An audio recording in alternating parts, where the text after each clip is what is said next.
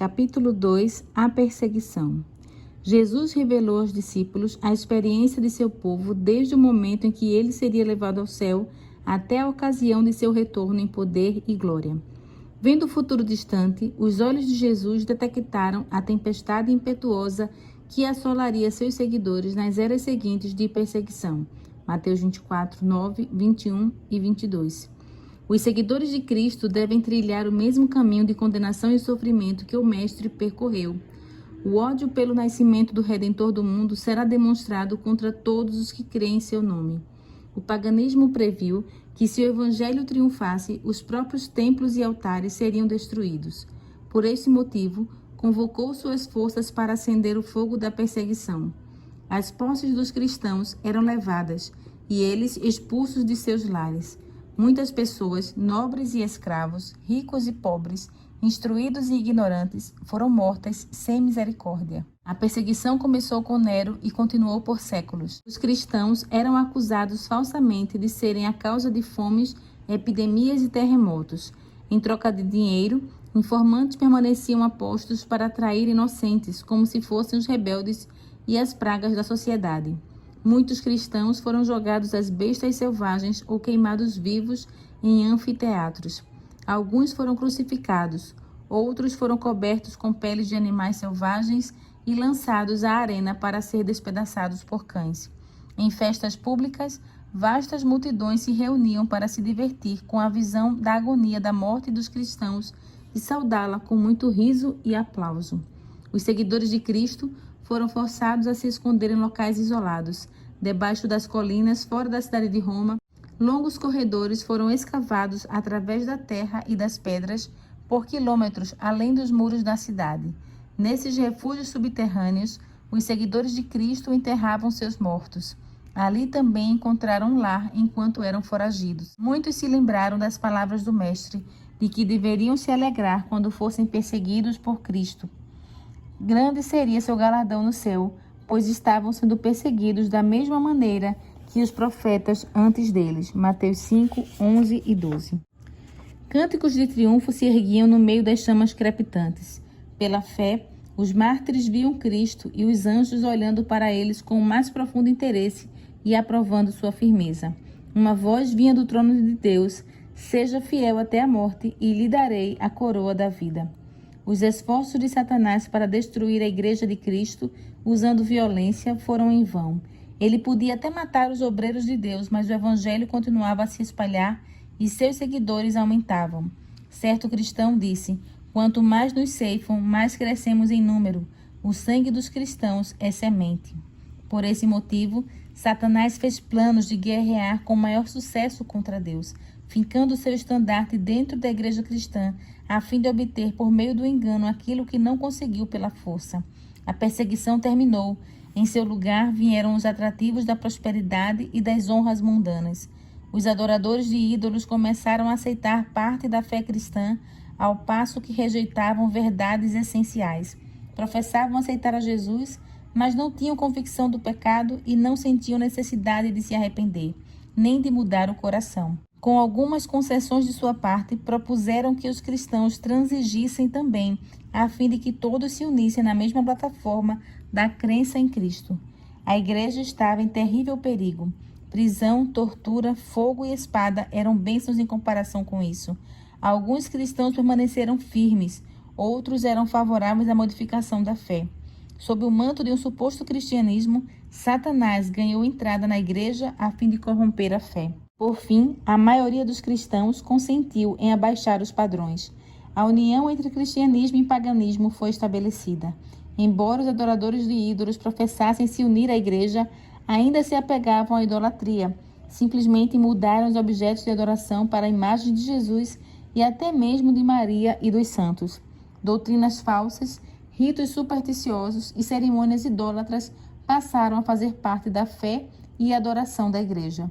A religião cristã se corrompeu e a igreja perdeu sua pureza e seu poder. No entanto, alguns não se deixaram enganar, permaneceram fiéis ao autor da fé. Duas classes de pessoas. Sempre houve duas classes entre aqueles que alegam seguir a Cristo. Embora algumas pessoas estudem a vida do Salvador e se esforcem avidamente para corrigir seus defeitos e se conformar com um padrão, outros repelem verdades claras e práticas que expõem seus erros. Até mesmo em sua melhor condição, a igreja nunca consistiu somente de pessoas verdadeiras e sinceras. Judas foi um dos discípulos para que, por meio das instruções do exemplo de Cristo, fosse levado a ver os próprios erros, mas, ao condescender com o pecado, convidou as tentações de Satanás. Ficou irado quando Jesus reprovou suas falhas e acabou por trair o seu mestre. Mateus 14, 10 e 11. Ananias e Safira fingiram fazer um sacrifício completo para Deus, embora tenham retido em cobiça uma parte para si. O Espírito da Verdade revelou aos apóstolos o verdadeiro caráter desses impostores, e o juízo de Deus livrou a igreja da mancha imunda em sua pureza. Atos 5, 1 a 11. Quando a perseguição sobreveio aos seguidores de Cristo, somente aqueles que estavam dispostos a abandonar tudo pela verdade quiseram se tornar seus discípulos. Mas, quando a perseguição terminou, a igreja recebeu conversos menos sinceros, abrindo caminho para Satanás encontrar lugar. Quando os cristãos concordaram em se unir aos parcialmente convertidos do paganismo, Satanás celebrou. Então os inspirou a perseguir aqueles que permaneceram fiéis a Deus. Quando os cristãos apóstatas se uniram a seus companheiros semi-pagãos, travaram batalha contra as características mais essenciais dos ensinos de Cristo. Era necessária uma luta ferrenha para permanecer firme contra os enganos e males introduzidos na igreja. A igreja não aceitava mais a Bíblia como padrão de fé, chamava a doutrina da liberdade religiosa de heresia e condenava aqueles que defendiam esse ensino. Após um longo conflito, os fiéis perceberam que a separação era absolutamente necessária. Não ousavam tolerar erros que seriam fatais à sua alma e colocariam em risco a fé de seus filhos e netos. Sentiam que a paz custaria caro demais se precisassem comprá-la sacrificando princípios. Se pudessem obter unidade somente comprometendo a fé, então que houvesse divergência e até mesmo guerra. Os primeiros cristãos eram pessoas verdadeiramente distintas. Pequenos em número, sem riquezas, posições ou títulos de honra, eram odiados pelos ímpios, assim como Caim odiava Abel. Gênesis 4, 1 a 10. Dos dias de Cristo até hoje, seus discípulos fiéis têm despertado ódio e oposição da parte daqueles que amam o pecado. Então, como o evangelho pode ser chamado de uma mensagem de paz? Atos 10, 36. Anjos cantaram sobre as planícies de Belém. Glória a Deus nas alturas e paz na terra aos homens aos quais ele concede o seu favor. Lucas 2, 14. Parece haver uma contradição entre essa declaração profética e as palavras de Cristo. Não pensem que vim trazer paz à terra. Não vim trazer paz, mas espada. Mateus 10, 34. Se compreendidas de maneira correta, as duas estão em perfeita harmonia. O Evangelho é uma mensagem de paz. A religião de Cristo, se aceita e obedecida, espalharia paz e felicidade por toda a terra. Era a missão de Jesus nos reconciliar com Deus e uns com os outros. No entanto, a maior parte do mundo está sob o controle de Satanás, o mais amargo inimigo de Cristo. O Evangelho apresenta princípios de vida completamente opostos aos hábitos e desejos das pessoas, e elas se levantam contra essa mensagem. Odeiam a pureza, que condena o pecado, e perseguem aqueles que proclamam suas santas prerrogativas. É nesse sentido que o Evangelho é chamado de espada. Muitos que são fracos na fé estão prontos para perder a confiança em Deus, porque Ele permite que os maus prosperem, ao passo que os melhores e mais puros são atormentados por seu poder cruel. Como aquele que é justo, misericordioso e infinito em poder tolera tamanha injustiça, Deus nos deixou evidências suficientes de seu amor.